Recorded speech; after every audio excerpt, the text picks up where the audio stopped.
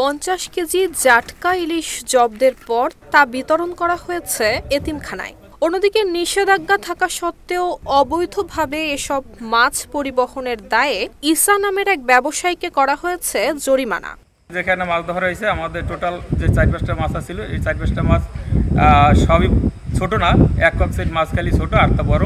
কিন্তু আমরা আসছি এই জন্য যে সব মাছ যেন আমাদেরকে ছেড়ে দেয়, মানে ছোট মাছ না। 1 নভেম্বর রাতে কুয়াকাটার ধোলাই মার্কেট এলাকায় এই অভিযান চালায় নির্বাহী ম্যাজিস্ট্রেট এবং উপজেলা সহকারী কমিশনার ইয়াসিন সাদিকের নেতৃত্বে ভ্রাম্যমাণ আদালত। সে সময় নৌ পুলিশের মাধ্যমে মাছগুলো জব্দ করা হয়। জাটকা অভিযান শুরু হয়েছে আজকে নভেম্বর 1 তারিখ থেকে আপনার আগামী জুনের 30 তারিখ পর্যন্ত 8 মাসব্যাপী অভিযানের প্রথম দিনে আমরা অভিযান পরিচালনা করি। অভিযান পরিচালনাকালে আমাদের একটি ভ্যানের ভিতরে আমরা কিছু জাটকা মাছ আমরা উদ্ধার করার তাৎক্ষণিক আমরা এসিডেন্ট মহোদয়কে খবর দিলে সে আসেন, সে এসে আইনগত ব্যবস্থা গ্রহণ করে। আর মনোবল হতে হয় স্পাত-দৃঢ়। জেরুজালেম 25 বছরের পথ চলায় নিরাপদে রাখার প্রত্যয়ে। মৎস্য সুরক্ষা এবং সংরক্ষণ আইন 1950-এর 4 এবং 5-এর 1 ধারা অনুযায়ী 10 ইঞ্চি কিংবা 25 সেন্টিমিটারের নিচের ইলিশ ধরা দণ্ডনীয় অপরাধ। এতে সর্বোচ্চ 5 লাখ টাকা কিংবা 2 বছরের কারাদণ্ড অথবা উভয় দণ্ডেরই বিধান রয়েছে।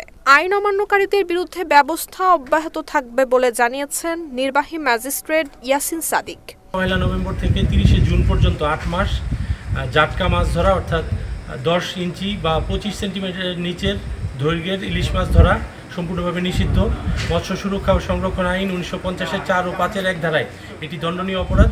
এক্ষেত্রে সর্বোচ্চ 5 লক্ষ টাকা জরিমানার বিধান এবং অথবা 2 বছর পর্যন্ত জেল অথবা উভয় দণ্ড দেওয়ার বিধান রয়েছে। আজকে কুয়াকাটা নৌ পুলিশ ফাঁড়ির সদস্যবৃন্দরা প্রায় 50 কেজি জাটকা জব্দ করে। এর প্রেক্ষিতে আমি এখানে এসে উপস্থিত হই। যেহেতু অপরাধটি আমার সামনে উদ্ঘাটিত হয়েছে, আমি মোবাইল কোর্টের আওতায় এটি গ্রহণ করি এবং যিনি আসামি তাকে 2000 টাকা অর্থদণ্ড, অনাদায়ে 7 দিন বিনাশ্রম কারাদণ্ড প্রদান করেছি। আর জব্দকৃত জাটকা প্রায় 50 কেজি আমরা 4টি এতিমখানায় বিতরণ করে দিয়েছি। নুসরাত জাহান মেহেক, ঢাকা পোস্ট।